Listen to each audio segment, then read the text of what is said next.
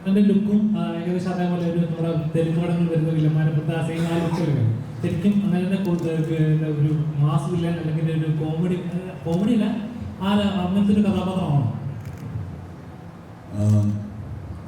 ഇയാൾ ബാംഗ്ലൂർ ബേസ് ചെയ്തിട്ടുള്ളൊരു ഗുണ്ടയാണ്, അതുകൊണ്ടാണ് പ്രൈമറിലി അങ്ങനത്തെ ഒരു ലുക്കിലേക്കൊക്കെ എത്തിയത്.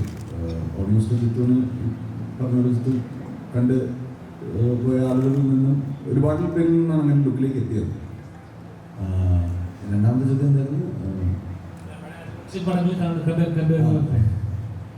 അല്ല, അങ്ങനെ വേറൊരു പടം പോലെ അല്ല, പക്ഷെ അങ്ങനത്തെ ഒരു അനുഭവമാണ്, അങ്ങനത്തെ ഒരു തിയേറ്റർ എക്സ്പീരിയൻസ് ആണ് ട്രൈ ചെയ്തിരിക്കുന്നത്.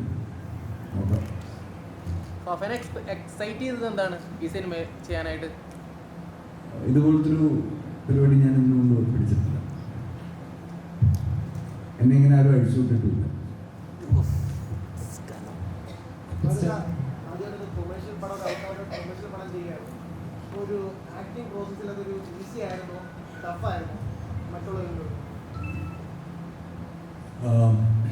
ഈ ക്യാരക്ടർ കുറച്ച് എന്താ പറയുക, കുറച്ച് ലൗഡാണല്ലോ, അപ്പം അതിൻ്റേതായിട്ടുള്ള കോംപ്ലിക്കേഷൻസ് ഉണ്ട്. പിന്നെ അയാൾ കറക്റ്റ് മലയാളം അല്ല സംസാരിക്കുന്നത്, അങ്ങനത്തെ ഫുഡേജൊന്നും വരാതുകൊണ്ടാണ് കന്നഡയും മലയാളമൊക്കെ മിക്സ് ചെയ്തിട്ടുള്ളൊരു ഇതാണ്.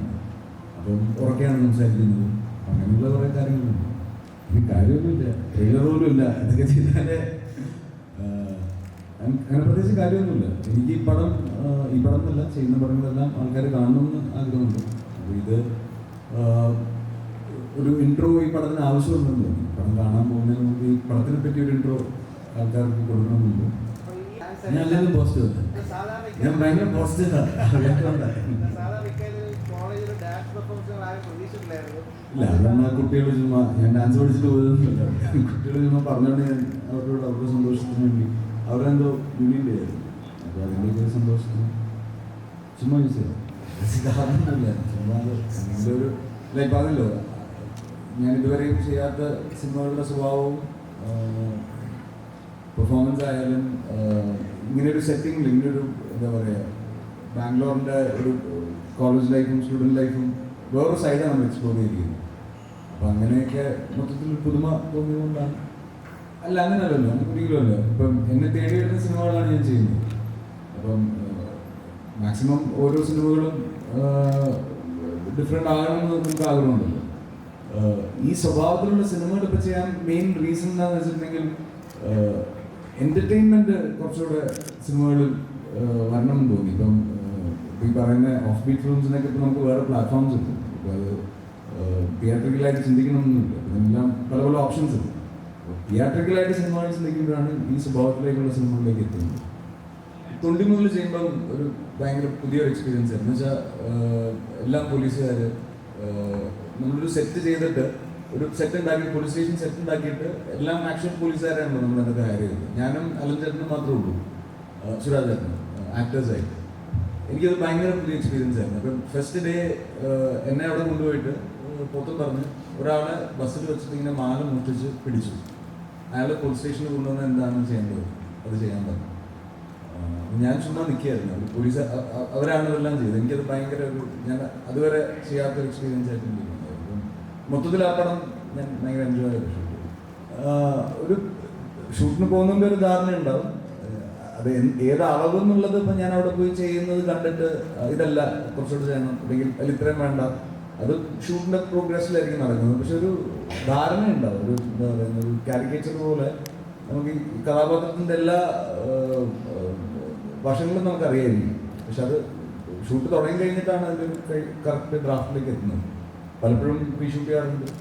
നമ്മൾ ആദ്യ ദിവസങ്ങളിൽ ചെയ്തത് പിന്നെ കാണുമ്പോൾ അത് വർക്കാതെ തോന്നും. അപ്പോൾ വീണ്ടും റീഷൂട്ട് ചെയ്യും. ആവേശം അനൗൺസ് ചെയ്ത മുതൽ ഒരു ഹൈപ്പ് ക്രിയേറ്റ് ചെയ്തിരുന്നല്ലോ.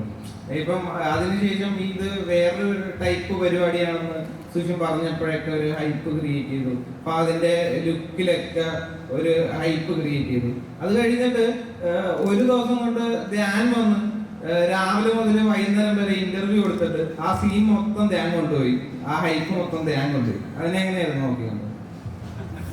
നല്ല കാര്യം, എനിക്കെന്ന് ചെയ്യാൻ പറ്റുക അത് നല്ല കാര്യം. എനിക്ക് എൻ്റെ സിനിമയെ പറ്റി സംസാരിക്കാൻ പറ്റുള്ളൂ. അപ്പോൾ മറ്റന്നാൾ റിലീസാവും. റിലീസായിട്ട് ആൾക്കാർ ഇന്റർവ്യൂ ഒക്കെ കാണാറുണ്ട്. ഞാൻ ഹൈദരാബാദാണ്. ഞാൻ പുഷ്പ ഷൂട്ട് ചെയ്തുകൊണ്ടിരിക്കുകയാണ്. അപ്പോൾ ഇന്ന് വൈകിട്ട് ഞാൻ തിരിച്ചു പോകുന്നുണ്ട്. അറ്റ്ലീസ്റ്റ് അന്നൊരു ദിവസത്തേക്ക് ഞാൻ വരും. അതൊരു സൈഡ്. രണ്ടാമത്തെ സൈഡ്, മിനഞ്ഞാന്നാണ് പടം ലോക്കായത്. ഒരു ട്രെയിലർ കട്ട് ചെയ്യാൻ പോലും നമുക്ക് സമയം കിട്ടിയിട്ടില്ല. എല്ലാവരും ബിസി ആയിരുന്നു. പ്രൈമർലി മറ്റ് ടെക്നീഷ്യൻസ് മറ്റു പടങ്ങളൊക്കെ ആയിട്ട് ബിസി ആയിരുന്നു. എല്ലാവരും ഈ സിനിമയിലേക്ക് എത്തിയപ്പോഴത്തേക്കും അതിൻ്റെതായിട്ട് ഡിലേ ഉണ്ടായി. പടം തീരാൻ അതിൻ്റെതായിട്ട് ഡിലേ ഉണ്ടായി. അപ്പം അതിലായിരുന്നു ഫോക്കസ്. പടം ഭംഗിയായി തീർത്ത് തിയേറ്ററിൽ കൊണ്ടുവരിക. പിന്നെ എപ്പോഴും നമ്മൾ പുതിയതായിട്ടൊരു കാര്യം ചെയ്യുമ്പോൾ, നമ്മളിപ്പം ഞാൻ സ്ഥിരം ചെയ്യുന്ന ഒരു പരിപാടിയാണെങ്കിൽ എനിക്ക് ഇങ്ങനെ ഒന്നും പറയണമെന്നില്ല. അപ്പം സത്യേട്ടൻ്റെ ഇപ്പം ഞാൻ പ്രകാശനൊക്കെയാണെങ്കിൽ ഞാൻ പ്രൊമോഷൻ ഒന്നും വന്നിട്ടില്ല. കാരണം ഞാനും സത്യേട്ടനിൽ നിന്നും ആൾക്കാർ എന്താണ് എക്സ്പെക്ട് ചെയ്യുന്നത്, അതാണ് കേട്ടർ ചെയ്യുന്നുള്ളത് ഞങ്ങൾക്ക് രണ്ടുപേർക്കും ക്ലിയർ ആയിരുന്നു. ഇതിൽ ജിത്തുവും പുതിയതായിട്ടൊരു സാധനമാണ് ട്രൈ ചെയ്യുന്നത്, ഞാനും പുതിയതായിട്ടൊരു സാധനമാണ് ട്രൈ ചെയ്യുന്നത്. എന്നെ ഇതുപോലെ ആരും കണ്ടിട്ടില്ല ഇതിനു മുമ്പ്. അപ്പം പടത്തിനൊരു ഇൻട്രോ കൊടുക്കേണ്ടത് ആവശ്യമായിട്ട് തോന്നും. അപ്പം അതുകൊണ്ടാണ് ഇതിലൊന്നും അല്ല ഞാൻ വിശ്വസിക്കുന്നത്. എൻ്റെ ജോലി സിനിമകൾ ചെയ്യാനുള്ളതാണ്. നല്ല സിനിമയാണെങ്കിൽ സിനിമ നല്ല ജോലി എടുത്തോളൂ, സിനിമ പ്രൂവ് ചെയ്തോളൂ. ഇല്ല, പെട്ടെന്ന് പുറത്ത് പറയാനൊന്നുമില്ല. പക്ഷേ എനിക്കെപ്പോഴും അങ്ങനെ റീഷൂട്ട് ചെയ്യുമ്പോൾ കുറേ കൂടെ ആ സീൻ കൺട്രോളിൽ വന്ന പോലെ എനിക്ക് തോന്നാറുണ്ട്. അതുകൊണ്ടാണ് ഞാൻ എപ്പോഴും അത് ഓപ്റ്റ് ചെയ്യുന്നത്. ട്രാൻസിലൊരു സീക്വൻസ് ഉണ്ടായിരുന്നു. എത്ര റീഷൂട്ട് ചെയ്തിട്ടും ശരിയാകാതെ ആദ്യം ഷൂട്ട് ചെയ്ത് വെച്ച് ആസ് എ സിനിമ അത് നമ്മൾ എക്സൈറ്റ് ചെയ്യുന്നതുകൊണ്ടാണ് നമ്മൾ അതിനകത്തേക്ക് നിൽക്കുന്നത്. ഇതിലൊന്നും ഒരു പ്ലാനൊന്നും ഇല്ല. ഇപ്പം ഞാൻ തമിഴിൽ ചെയ്യുന്ന വടിവേൽ സാറായിട്ട് ചെയ്യുന്ന പടം കോമഡി പടമാണ്. രജനി സാറായിട്ടുള്ള പടം ഹ്യൂമറാണ്. അപ്പം ഇതെല്ലാം സംഭവിക്കുന്നതാണ്. അങ്ങനെ പ്ലാനൊന്നും ഇല്ല. എല്ലാം സേഫല്ല.